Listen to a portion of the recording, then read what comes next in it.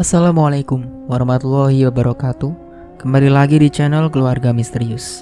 Apa kabar kalian semua? Semoga sehat selalu dan semoga diberi kelancaran dalam segala urusannya. Di kesempatan kali ini, saya Dayun akan melanjutkan cerita yang sebelumnya. Bagaimana dan seperti apa kelanjutan ceritanya? Tentunya tak usah berlama-lama. Langsung saja kita masuk ke ceritanya. Hampir setengah jam lamanya, akhirnya mereka semua pun selesai mengerjakan tugasnya. Tinggal bagaimana caranya untuk menutupi gundukan tanah tersebut agar tak kelihatan menonjol. Jamal pun punya ide. Ia segera mengumpulkan dedaunan kering yang kemudian ia tebar di gundukan itu. Lalu ia melangkah lagi untuk mencari sesuatu lainnya.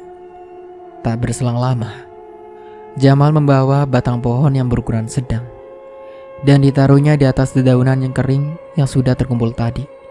Ia lalu mengambil sebuah korek dan menyulutkan api di sana. Seolah-olah ia membuat api unggun supaya terlihat ada seorang yang mampir di tempat itu untuk singgah sebentar. Setelah api menyala, mereka semua pun sepakat untuk meninggalkan tempat itu. Ayo kita pergi, malam nanti angin kencang juga pasti akan memadamkannya, seru Jamal. Sepeninggal mereka, api yang ia sulutkan pada dahan serta dedaunan kering tadi, kian lama kobarannya malah semakin membesar. Sekilas, dalam gambaran api itu, seperti terdapat satu wajah seorang wanita yang tatapannya sangat kuat, murka kepada mereka semua. Rupanya calon istriku mencoba menghubungiku ya tadi. Junaid nampak tersenyum sendirian saat menatap layar ponselnya itu. Ia berniat ingin menghubungi kembali nomor sang bujana hatinya itu. Saat kembali ditelepon dari seberang sana, ia masih tak mendapatkan jawaban. Dahinya mengernyit, lalu melihat jam pada layar gawainya. Masa sih jam segini dia sudah tidur? Celotehnya. Apa mungkin dia lagi sibuk bantu-bantu ibunya ya? Jadi tak sabar aku segera ingin naik pelaminan saja, ungkapnya dengan rasa gembira yang tak dapat ditertuliskan. Mas, kita istirahat dulu ya. Mungkin besok sore kita baru sampai di rumah, seru seorang pria yang diduga buru dari bapaknya itu padanya. Junaid menganggukkan kepalanya. Mereka pun akhirnya memutuskan untuk beristirahat sejenak di depan warung selesean. Sedangkan Junaid sendiri memilih untuk tidur di dalam mobil. Mas, mau kopi tidak? Teriak pria itu lagi padanya. Dah mas, makasih. Saya mau tidur aja, jawabnya. Junaid kemudian menggeser aplikasi yang ada di layar ponselnya. Kemudian mencari satu foto, di mana foto tersebut adalah foto dari calon istrinya sendiri. Baru juga tadi pagi ku tinggalin, tapi kok rasanya hati ini rindu banget sama kamu deh. Pengen cepet-cepet pulang ku ini, ujarnya sembari terus menciumi foto tersebut. Tak terasa setelah itu, Junaid pun akhirnya ketiduran di dalam mobil. Malam itu, setelah tragedi yang ia lakukan kepada Sumiatu dengan keji, Jamal pun jadi tak bisa tidur dengan nyenyak. Padahal setelah mabuk, biasanya ia langsung bisa tertidur pulas. Dan kali ini, sudah 2 botol minuman yang ia habiskan, namun matanya masih tetap saja menyala. Mendadak hatinya dirudung kegelisahan. Perasaannya jadi tak enak malam itu. Dan tiba-tiba pintu kamarnya pun diketuk oleh seseorang. Ia melihat jam yang tergantung di dindingnya. Saat itu waktu menunjukkan pukul 2 dini hari. Sebentar lagi akan pagi, namun matanya masih enggan untuk tertidur. Bu, ibu. Jamal mengira bahwa yang mengetuk pintunya tadi ialah ibunya. Senyap tak ada jawaban. Jamal pun juga enggan untuk membuka pintunya. Ia berpikir pasti ibunya itu datang hanya untuk menceramainya saja. Akhirnya ia pun membaringkan badannya dan menarik selimutnya, mengusahakan agar matanya itu bisa terpejam. Hingga di detik azan subuh berkumandang, barulah terdengar suara Jamal yang mengorok dengan kerasnya. Pukul 9 pagi, Jamal baru bangun dari tidurnya. Ia pun langsung melangkah ke dapur untuk mengisi perutnya. Di dapur, Ada ibunya yang kala itu dengan merapikan perabotan yang baru saja dicucinya. Ibu ngapain semalam ngetuk-ngetuk kamar Jamal? Maaf bu, semalam Jamal ngantuk, males buat bukain pintunya. Cerocosnya sembari tangannya meraup beberapa gorengan yang tersedia di meja makan dengan rakus. Sang ibu mengernyitkan dahi mendengar pernyataan putra sulungnya itu. Kamu ndak lagi mabuk kan, Le? Ngapain juga malam-malam ibu ke kamar kamu? Kan kamu sendiri juga tahu, di jam 9 ke atas ibu pasti sudah tidur duluan. Paparnya kepada Jamal. Jamal pun langsung terbatuk setelah mendengar penuturan ibunya. Terus, siapa yang ngetuk kamarku semalam? Ucapnya dalam hati. Tanpa mandi dan berpamitan terlebih dahulu, Jamal pun langsung pergi keluar, meninggalkan rumah. Tempat yang pertama kali ia kunjungi adalah pos, yang biasa dibuat tempat berkumpul para gengnya. Namun Jamal tercengang, karena tempat itu ternyata masih sepi. Di mana mereka? Biasanya jam segini mereka sudah mulai main kartunya. Celetuk Jamal. Ia pun langsung memutuskan untuk pergi ke rumah salah seorang dari teman berandalnya itu. Jack, Jack! Teriaknya dari luar rumah. Namun dari dalam tak ada sahutan dari temannya itu. Jamal pun langsung turun dari motornya untuk memastikan lagi di rumah itu ada orang atau tidak. Ia mencoba mengetuk pintu rumah itu. Namun juga sama tak ada sahutan dari dalam. Tanpa disuruh oleh yang punya rumah, Jamal pun memutuskan untuk masuk ke rumah temannya itu tanpa permisi. Saat kakinya menginjak ke dalam, ia langsung dibuat kaget oleh keadaan rumah yang sudah berantakan. Di sana, temannya itu hanya tinggal seorang diri selepas kematian kedua orang tuanya. Hal ini sangat membuat Jamal kaget. Wih, rumah sudah seperti kapal pecah begini. Masa sih dia bawa perempuan masuk ke sini? Jamal mencoba menerka-nerka. Kian lama, langkahnya semakin berani untuk menelusuri ke dalam lagi. Di mana dengan jelas, di pojok dapur rumah itu, ia menemukan temannya yang bernama Kojek itu tengah meringsut ketakutan di pojokan. Jack, kenapa lo? Jamal langsung berlari menghampirinya. Saat itu, Kojek benar-benar sangat ketakutan. Bahkan ia tak menyadari kehadiran Jamal kala itu.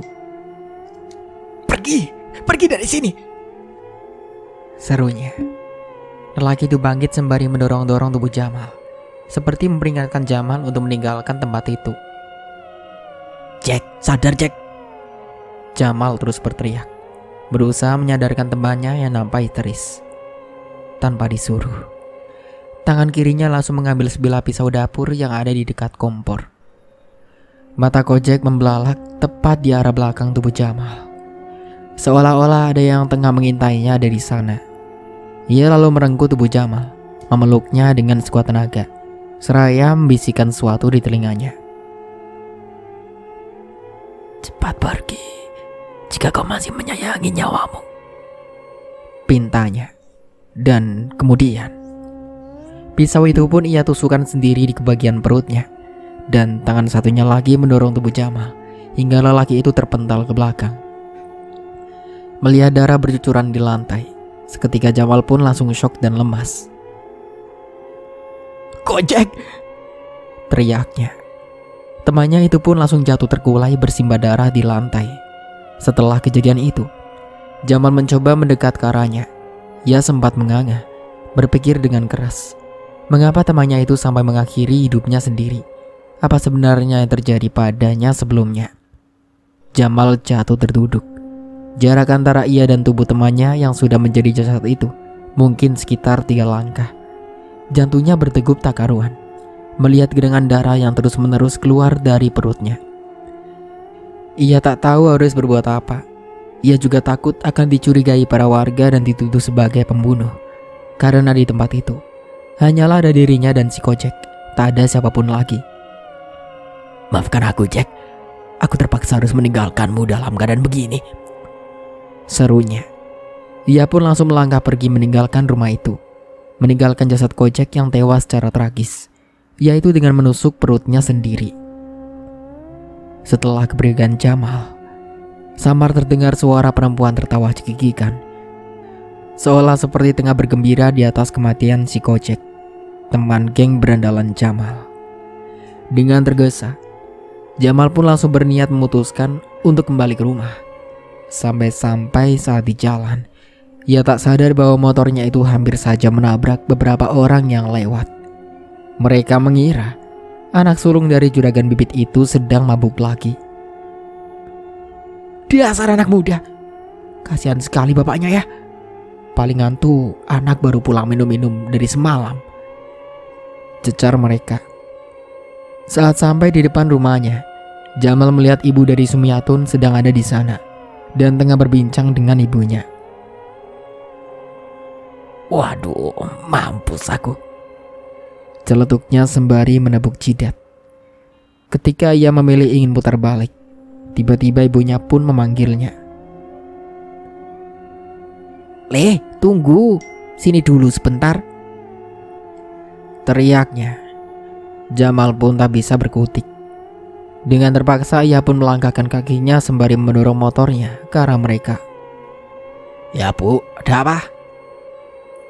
ucapnya tanpa santun pada kedua orang tua yang lebih tua darinya itu. "Nak, apakah kamu tadi bertemu Atun? Soalnya semalam dia pamitan kepada ibu, tapi sampai sekarang kok belum pulang?" tanya ibu Atun kepada Jamal. Ia sangat mengkhawatirkan putrinya yang sedari malam tak kunjung jua pulang ke rumah. Lelaki itu hanya menggeleng tanpa menatap wajah perempuan paruh baya itu. Kemudian ia kembali melangkah memasuki rumahnya. "Maaf ya bu, mungkin Jamal memang tidak tahu. Insya Allah nanti setelah Junet pulang, saya akan beritahunya supaya turut serta mencari keberadaan Atun. Mungkin saat ini Atun masih menginap di rumah temannya bu. Yang sabar ya," ucap Bu Sopiah selaku ibu dari Junet kepada calon besannya. Tangannya dengan lembut mengusap punggungnya. "Semoga saja ya bu. Atun saat ini memang di rumah temannya. Ya sudah, terima kasih. Kalau begitu saya permisi pulang dulu bu. Nanti kalau Junet datang, tolong suruh dia untuk menghubungi Atun ya bu. Soalnya nomornya dari semalam masih tidak aktif," serunya. Setelah menyampaikan pesan itu kepada calon besannya, Ibu Sumiatun pun kembali pulang ke rumah dengan hati risau. Ia tak akan bisa tenang sebelum putrinya itu ditemukan. Semenjak kematian temannya, hati Jamal menjadi semakin cemas. Ia merasa bahwa kematian Kojek ada hubungannya dengan kematian Sumiatun. Tak berselang lama setelah itu ada kabar duka yang terdengar dari surau. Kian lama semakin didengar.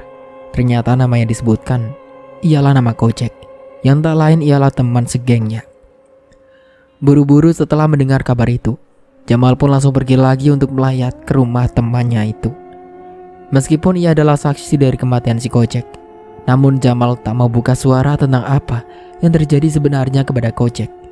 Ia takut warga nanti akan salah paham dan menuduhnya bahwa dirinya lah yang telah menghabisinya.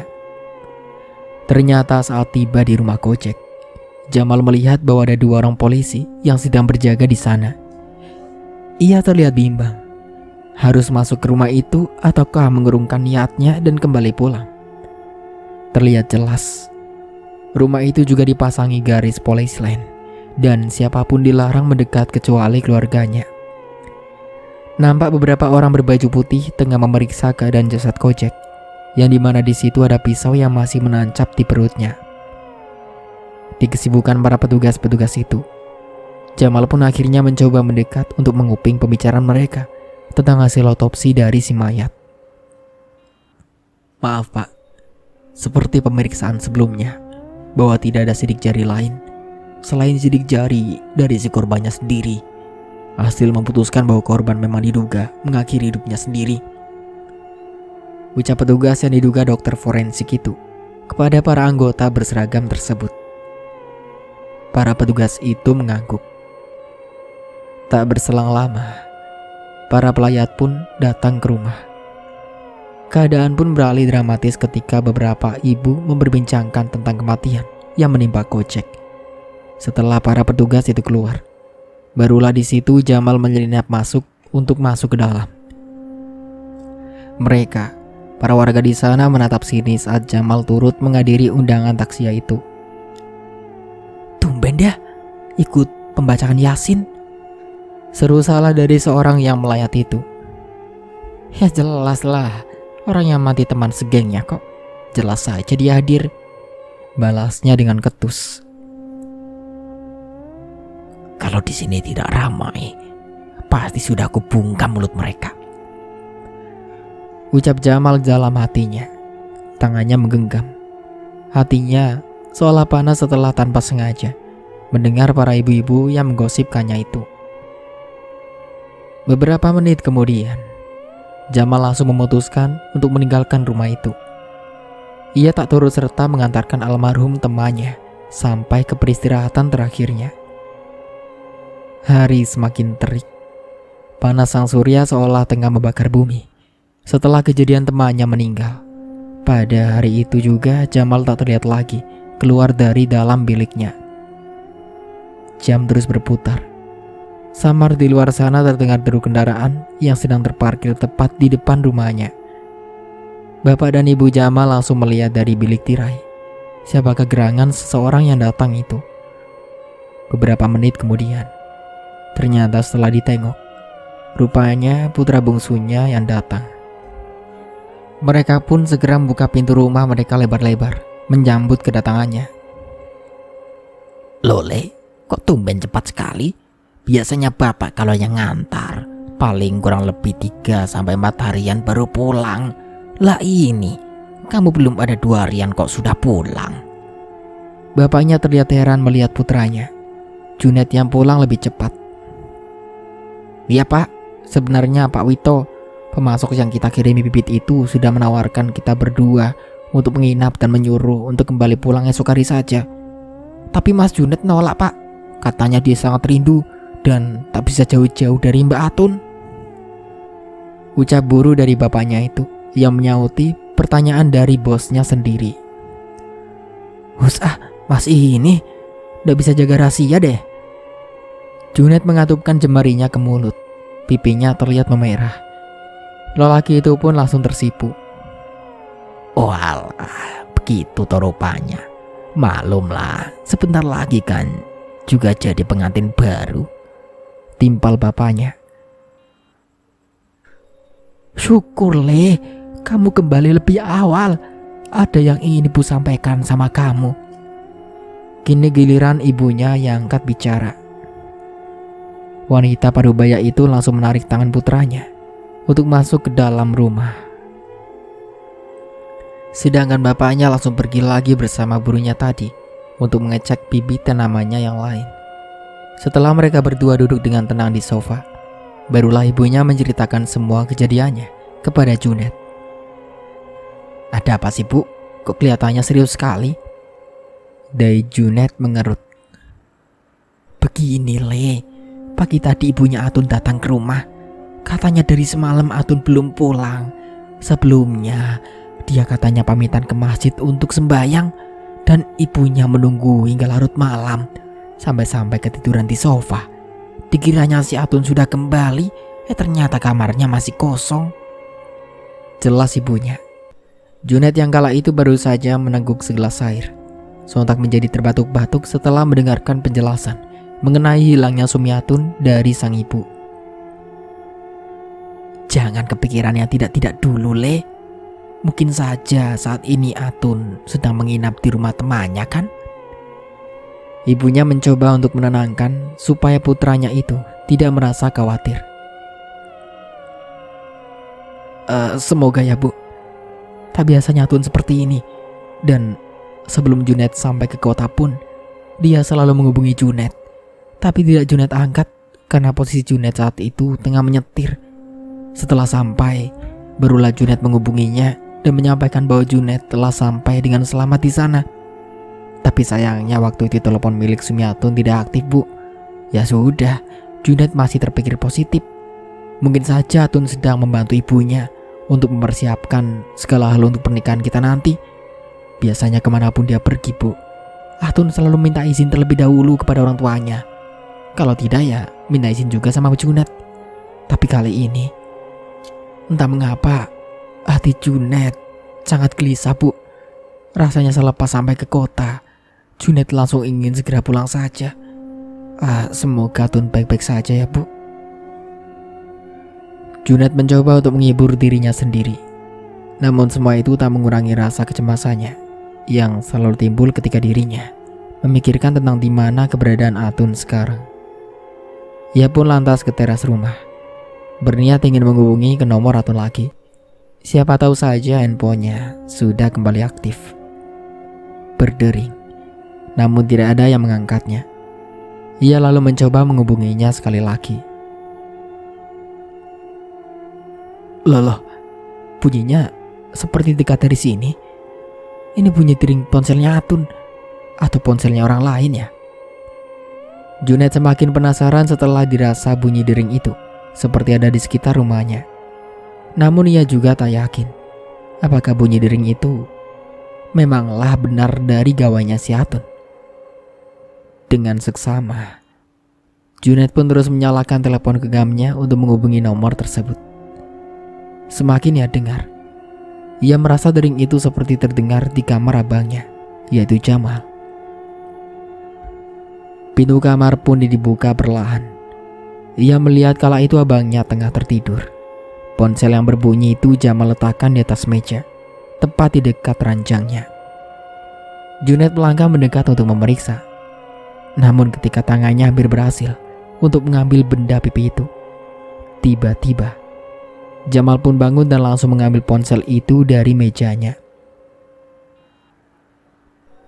"Bang, ponsel siapa itu?" Junet yang kala itu heran melihat gerak-gerik abangnya, yang langsung mengambil ponsel itu pun langsung mempertanyakan hal tersebut. "Ini ponsel temen gue yang sudah gak ada. Lagian ngapain sih lo masuk kamar tanpa permisi? Bisa kan ketuk dulu, ganggu orang tidur aja." Jamal menggerutu. "Ponsel temen elo? Emang temen elo yang mana, Bang?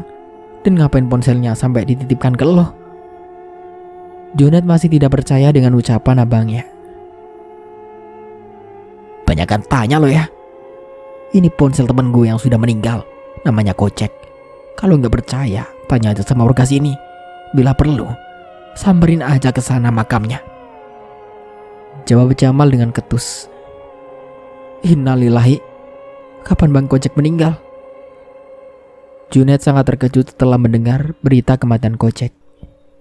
Ia juga sangat mengenalnya, apalagi dirinya sering melihat Kocek selalu datang ke rumahnya untuk mengajak Jamal, abangnya, keluar.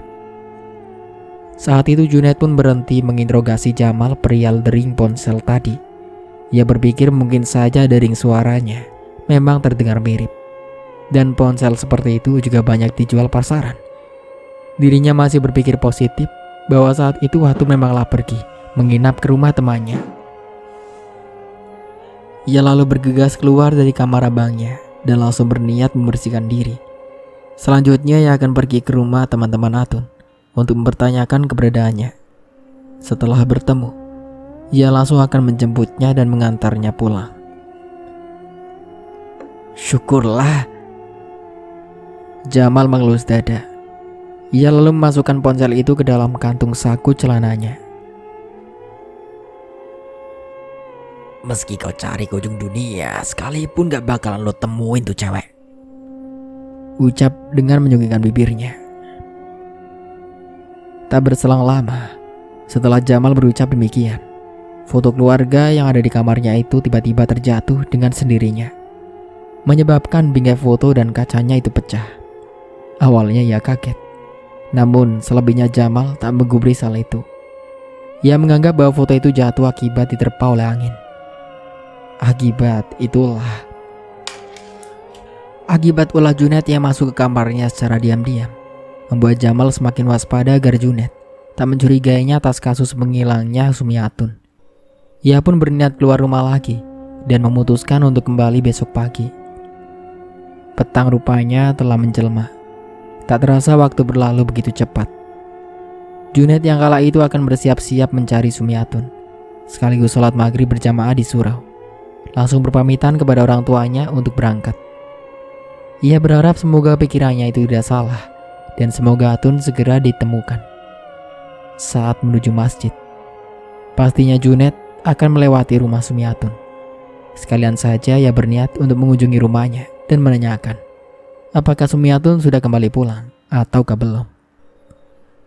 Satu jarak rumah lagi sebelum rumah calon istrinya itu, Junet melihat lampu. Seperti dari arah rumah Sumiatun terlihat berkedip, kadang menyala, kadang mati, dan seterusnya begitu. Tanpa disangka, tepat ketika melewati rumah yang dituju, ia melihat seorang wanita, mirip sekali dengan perawakan Sumiatun, tengah duduk merenung sendirian di depan teras rumah tersebut. Wanita itu nampak menunduk, bahkan tak menyadari akan kehadirannya. "Assalamualaikum." Junet mengucapkan salam, namun wanita itu tak menyautinya. "Sum, ini aku, Junet. Aku sudah pulang dari kota," serunya. Namun wanita itu masih terdiam. Junet pun langsung duduk di sampingnya. Di saat duduknya dan bersebelahan dengan wanita tersebut, indera penciuman Junet mengendus aroma wewangian seperti bunga-bungaan. "Sum, tumben kamu pakai parfum. Wanginya juga sangat menyengat sekali. Setauku, kamu tidak pernah pakai parfum yang wanginya begini," seru Junet sembari menutupi hidung dan mulutnya. "Kamu dari mana aja? Itu loh, semua orang nyariin kamu. Oh ya, kalau main itu, minta izin dulu sama bapak, ibu, biar mereka ndak nyariin. Ndak biasanya loh kamu seperti ini," tambah Junet lagi. Sumiatun masih menunduk dan diam seribu bahasa. Junet yang terlihat khawatir dengan keadaan Sumiatun, refleks langsung memegang tangannya. Saat memegang telapak tangannya, entah mengapa Junet merasakan hawa dingin di seluruh permukaannya. Energi itu seperti mengalir dan merasuk ke tubuhnya. "Sum, tanganmu dingin sekali. Apa kamu sakit?" tanya Junet. Kali ini ia memegang area keningnya. Semuanya nampak dingin. Harusnya jika seorang itu sedang demam, maka suhu tubuhnya akan panas. Namun hal yang terjadi pada Sumiatun malah sebaliknya. Tak berselang lama, pintu pun dibuka dari dalam, dan lampu yang tadinya berkedip beralih menjadi terang benderang. Keadaan pun kembali normal lagi. "Loh, ada Nak Junet toh ternyata." Rupanya, yang membuka pintu itu adalah ibunya Atun. Junet pun langsung melangkah menghampirinya dan menjabat tangannya. Iya bu, tadinya saya berniat ke surau dulu untuk sholat, sekalian mampir ke sini untuk menanyakan apa Sumiatun sudah pulang atau belum. Tapi setelah sampai sini, ternyata dia sudah menyambut saya. Tiba-tiba duduk termenung di teras sendirian bu. Saya tanya juga tidak pernah jawab. Jelas Junet dengan senyum nyengir serta menggaruk kepalanya. Ibu Sumiatun pun langsung menoleh pada kursi yang ada di belakang Junet, kemudian mengernyitkan dahinya. "Siapa le? Di sana tidak ada orang. Sumiatun juga belum pulang dari kemarin," balasnya. Sontak setelah mendengar hal itu, Junet pun langsung memalingkan wajahnya dan menoleh ke belakang. Dan benar saja, kursi itu memang kosong. Tak ada siapapun di sana. Lantas, aku tadi bicara dengan siapa?"